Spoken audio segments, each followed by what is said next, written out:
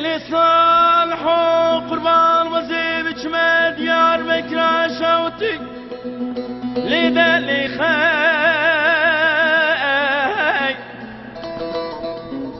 صالح ولا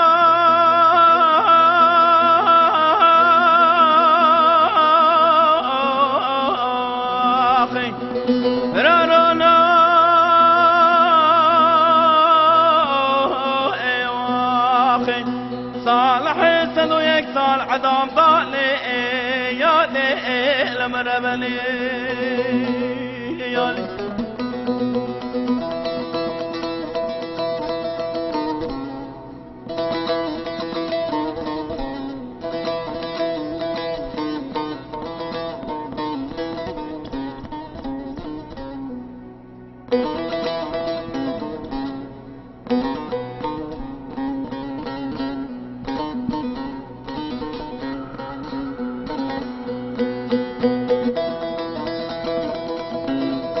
ليلي نريد امامك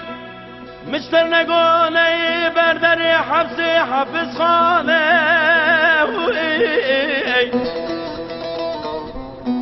ولا تعطي مردري حبسي حبس خانه ولا ستلاقي تجمع بردالي اخ نوري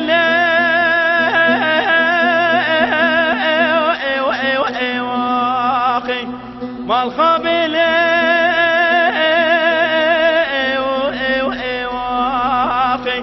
صالح يصدو يكسر عدام ضالي يا دي لمربلي اخ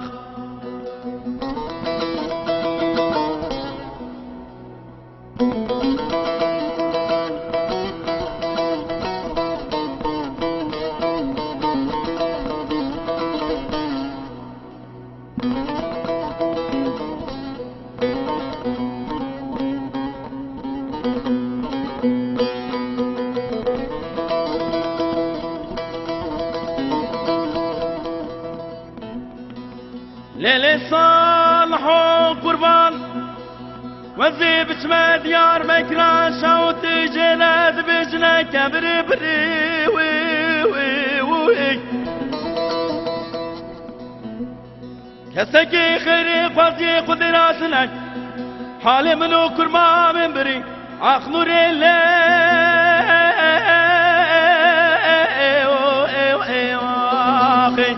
ما الخابل